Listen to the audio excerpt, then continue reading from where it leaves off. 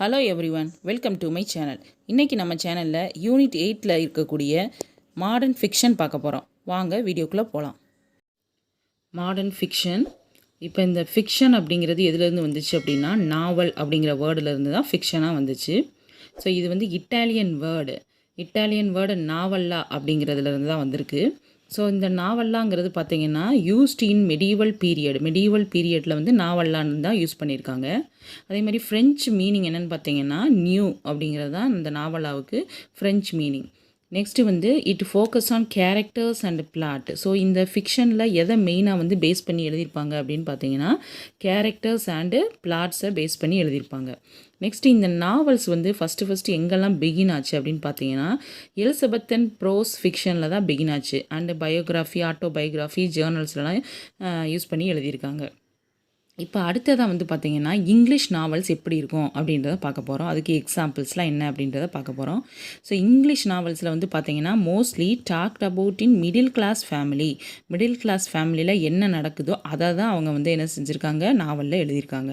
அதுக்கு best examples பார்த்தோன்னா Pamela, அது வந்து சாம்வேல் ரிச்சர்ட்சன் எழுதுனது 1741. இதுதான் வந்து இங்கிலீஷ் நாவல்லே first novel. So series of fictional letters இதுதான்.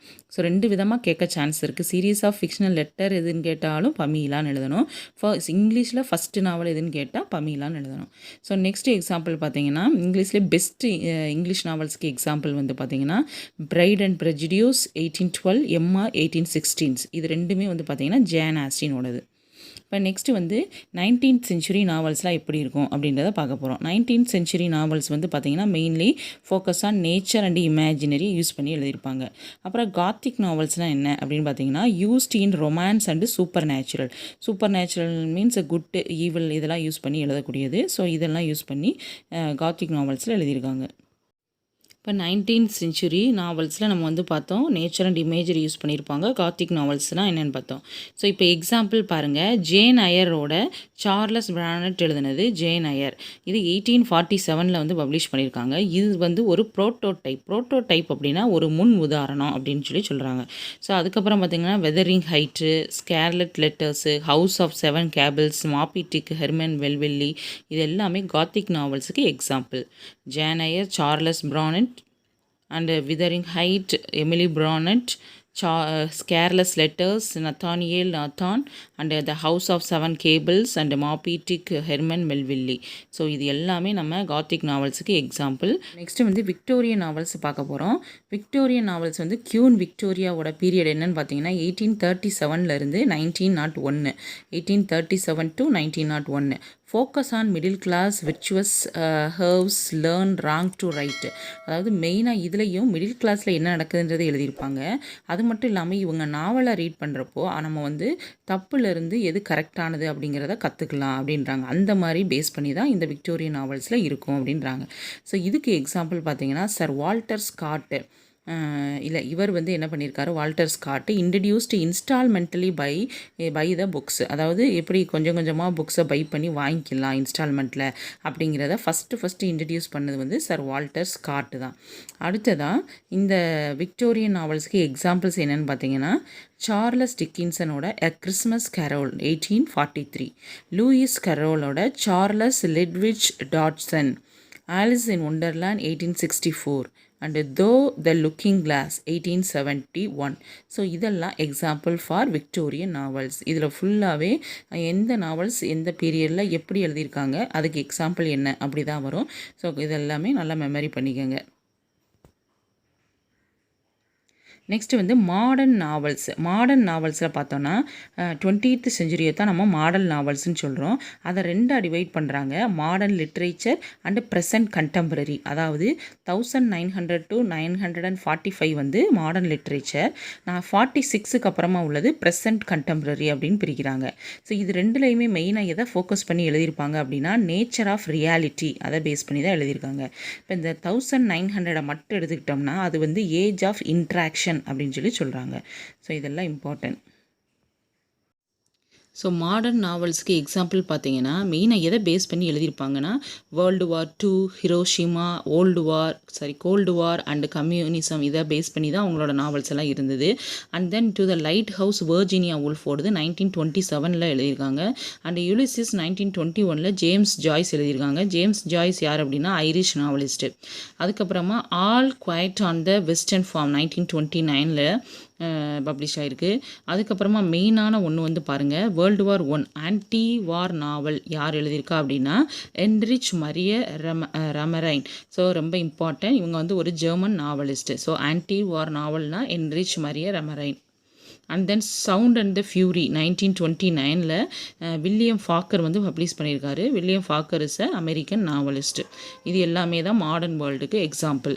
ஸோ நெக்ஸ்ட் நம்ம பார்க்க போகிறது போஸ்ட் மாடர்னிசம், அதாவது மாடர்னிசம்க்கு முன்னாடி எப்படி இருந்துச்சு அப்படின்னு பார்க்க போகிறோம். அவங்களும் focus on realism, naturalism and realistic novel. அவங்களோட நாவல்ஸ் எல்லாமே focus on realism, naturalism and realistic நாவலாக இருந்தது. Includes magical realism and metafiction graphic novels. இதில் வந்து எக்ஸ்ட்ரா என்ன இன்க்ளூட் கொண்டு வந்திருக்காங்கன்னா மேஜிக்கல் ரியாலிசம் கொண்டு வந்திருக்காங்க அண்டு கிராஃபிக் நாவல்ஸ் கொண்டு வந்திருக்காங்க. இப்போ இதுக்கு எக்ஸாம்பிள் போஸ்ட் மாடர்னிசம்க்கு எக்ஸாம்பிள் பார்த்தோன்னா கலர் பர்பிள் ஆலிஸ் வாக்கரோடது 1982 பப்ளிஷ் பண்ணியிருக்காங்க. இன் கோல்டு பிளட் வந்து 1966 ட்ரூமன் கேப்போட்டுங்கிறவர் பப்ளிஷ் பண்ணியிருக்காரு.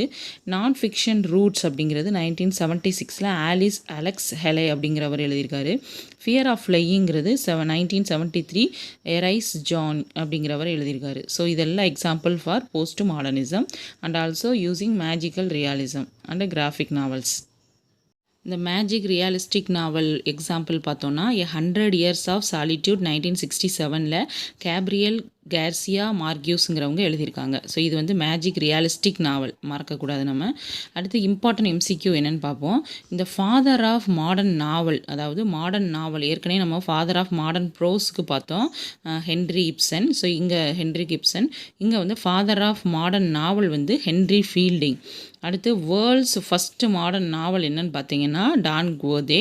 நம்ம ஃபஸ்ட்டு என்ன பார்த்தோம், இங்கிலீஷ் நாவல் ஃபஸ்ட்டில் வந்து பார்த்தது பமீலா சாமுவேல் ரிச்சர்ட்சனோடது. வேர்ல்டுலே ஃபஸ்ட்டு மாடர்ன் நாவல் என்னென்னா டான் கோதே.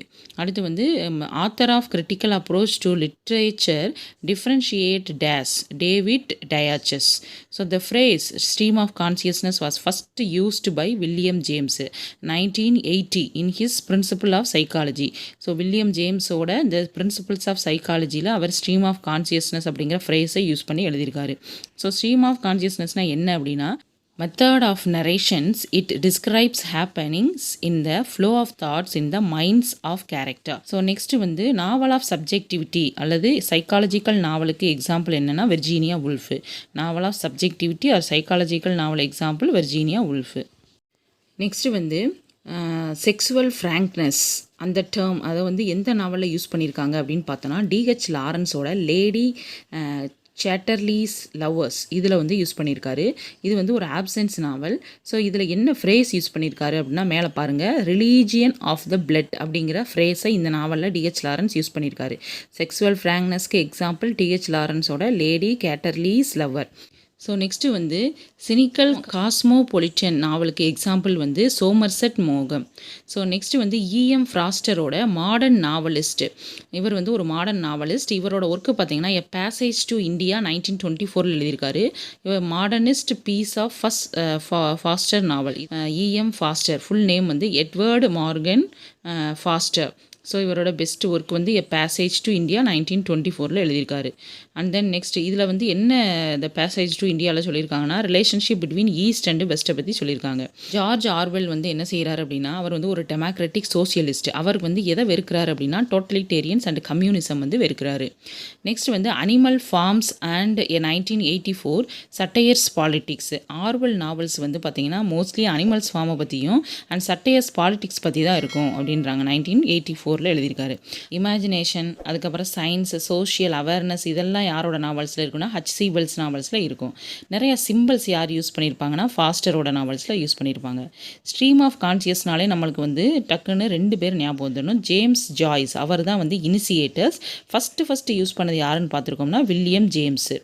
அதே மாதிரி நெக்ஸ்ட் வந்து பார்த்திங்கன்னா நாவல் ஆஃப் ஐடியாஸ் அப்படின்னாலே நம்மளுக்கு Huxley and George Orwell novels வந்து நம்மளுக்கு ஞாபகம் வந்துடணும். So no knowledge of English language in is early life Joseph Conrad. So Joseph Conrad அப்படிங்கிறவருக்கு வந்து இங்கிலீஷ் லாங்குவேஜை பற்றி எந்த நாலேஜும் இல்லை இயர்லியரா அப்படின்னு சொல்கிறாங்க. ஜோசப் கர்னாட். நெக்ஸ்ட்டு வந்து ஜோசப் கர்னானோட லார்டு ஜிம் அப்படிங்கிறது எதுக்கு எக்ஸாம்பிளாக இருக்குன்னா ஸ்ட்ரீம் ஆஃப் கான்சியஸ்னஸ்க்கு எக்ஸாம்பிளாக இருக்குது அப்படின்றாரு. அடுத்து ஜான் பிரைன் அப்படின்னு பார்த்தீங்கன்னா belong to angry men group and post war problems of unemployment. Next வந்து Virginia Woolf founder of Bloomsbury group and literary group of England. Stream of consciousness followed யாரெல்லாம் follow பண்ணியிருக்காங்கன்னா Dorothy Richardson, James Joyce, Virginia Woolf and another one William James. அவர் தான் வந்து first டேர்மை use பண்ணது. And then a writer should write what inspires him and not follow and special method. இது வந்து Virginia உல்ஃபோட கொட்டேஷன். அண்ட் மெட்டீரியலிஸ்ட் ரைட்டர்ஸ்லாம் யார் அப்படின்னா H G Wells, Arnold Bennett, John Galsworthy, இவங்கெல்லாம் மெட்டீரியலிஸ்ட்டு. நெக்ஸ்ட் வந்து லிவிங் பேரடாக்ஸ் யார் அப்படின்னா தாமஸ் ஹார்டி ஏஜ் இது வந்து பார்த்திங்கன்னா 1840 to 1920 and he was a living paradox. இந்த வீடியோ உங்களுக்கு பிடிச்சிருந்துச்சுன்னா லைக் பண்ணுங்கள், ஷேர் பண்ணுங்கள், மறக்காமல் சப்ஸ்கிரைப் பண்ணுங்கள். தேங்க்ஸ் ஃபார் வாட்சிங்.